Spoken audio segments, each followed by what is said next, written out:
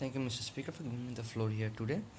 Now, speaking of my rebuttals, I will talk about the fact that what that my previous speaker talked about pharmaceutical alliances with the doctors. Yes, we do agree that there are pharmaceutical alliances with the doctors present, but we have to understand that if the pharmacy or if the pharmacy produces the wrong drugs or the wrong vaccines, which will harm the patient, then the first batch of those vaccines, the first production might go okay, but from the next production, that their business will go down.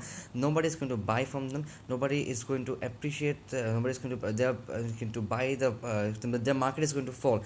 That way, the business will be in loss for that pharmacy. Now, for the doctors, we have to understand if the doctor administrates the wrong vaccines on the child who is here without his parents' consent, who is being treated by the doctor without his parents' consent, the doctor will lose his medical reputation, medical image as a doctor, and will therefore put his career into a dangerous position. That way, we can obviously presume that we can obviously understand that a doctor or nor a pharmaceutical agency will administer, produce, or advertise the wrong vaccines or the drugs that is going to be administered on their patients. Now, advancing on the next rebuttal, where my opposition is saying that the parents are not entirely clueless. Yes, we do agree that we never said that the parents are entirely clueless. We are just saying that the professional efficiency of the doctors regarding the researches and regarding the information of the vaccines is much higher than the parents. Now here my DLO is saying that the peer-to-peer information, learning from neighbors and such other means can be used so that the parents know much more about the vaccines.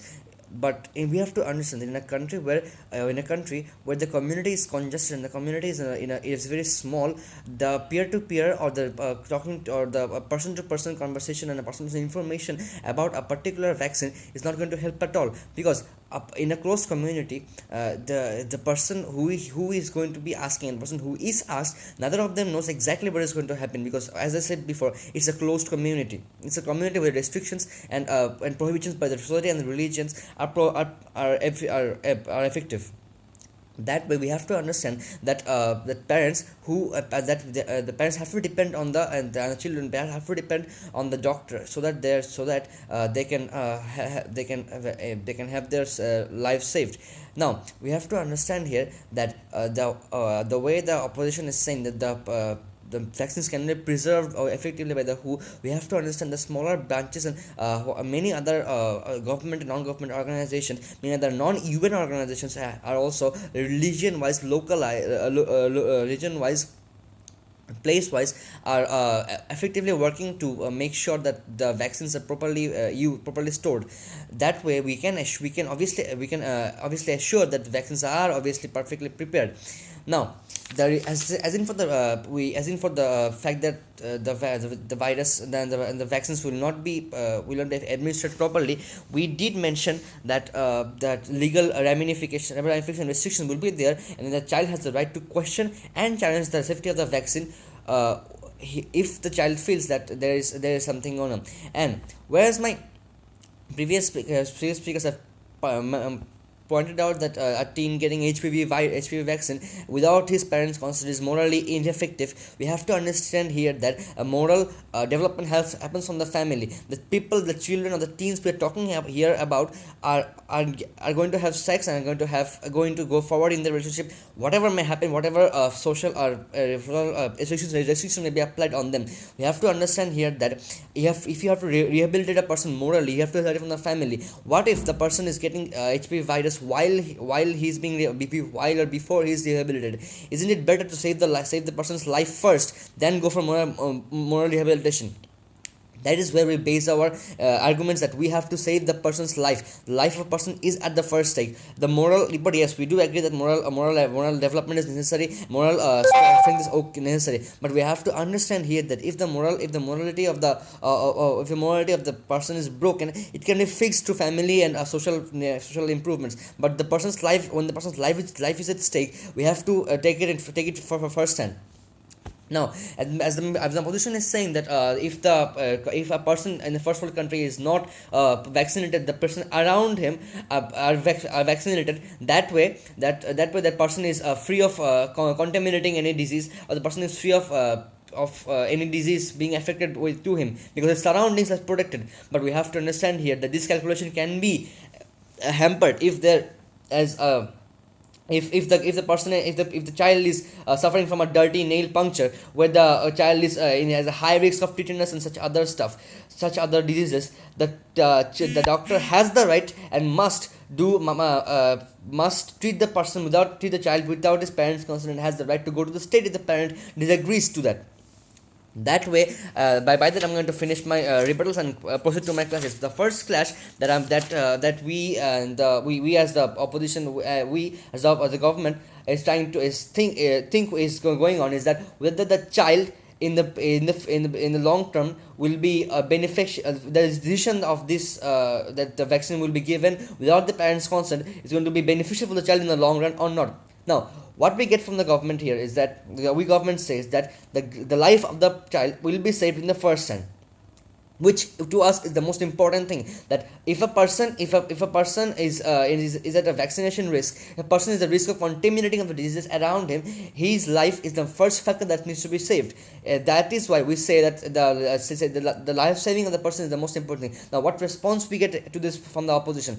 That if deceptive vaccination, what they say is given, the distrust of doctors is okay, distrust to doctors is seen. Now, we have to understand here that we are saying again and again that legal ramifications are there if the doctor is doing anything wrong. Now, where does the factor that the distrust doctor comes? It comes from the opposition here, that if the patient or the child is administered with a drug which is harmful for him and him only, the doctor is going to doctor's community and the pharmaceutical community is going to be under the factor of distrust and distrust.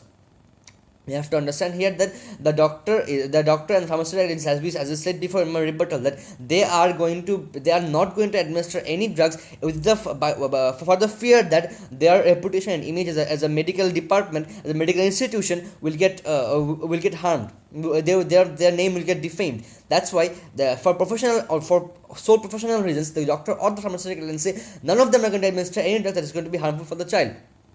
Now, they are saying that even if the child does not take the drug, does not take the vaccine when he is a child, he will finally come out of his parents' environment and grow up to decide just for himself whether to take the vaccine or not. Now, for the regions like Pakistan, Syria, or such closely attributed communities, we see that the diseases like polio are coming back. Why? Because the child is not vaccinated in the beginning of his life. Here, the child is not vaccinated, and that's why if the child is not vaccinated in the beginning of his life, how do we expect the child will grow up? Will not even grow up to decide for himself. Now, in such cases, it is necessary that we as the government think that it's necessary that the child is vaccinated at any cost, with when we base our situation on the fact that the research factors and the research abilities and the research compatibility of the doctor is much more higher than the government than the parents of itself. Now, the second class is that whether the parents who are the proper agents of the decision making for the child.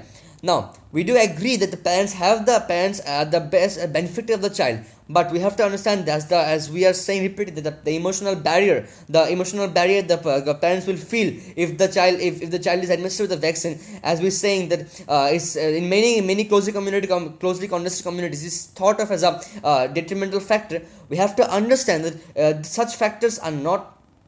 Such factors can only be prohibited by the help of a doctor who can think it rationally with his professional experience and more academic skill. Now, that's why we think that as the opposition's theory that the doctor will think it not think it rationally because the doctors have pharmaceutical and other allegations, which is entirely invalid. And we say that in return that only if the doctors are given the responsibility of vaccinating the child with proper medical backup and with proper medical study, only then the child will get will be able to avoid such cases. child's life will be safe. Now, so for summarizing, we can say that the child's for the child that for the child's safety, it is necessary that we administer vaccines without the parents, with or without the parents' consent at all.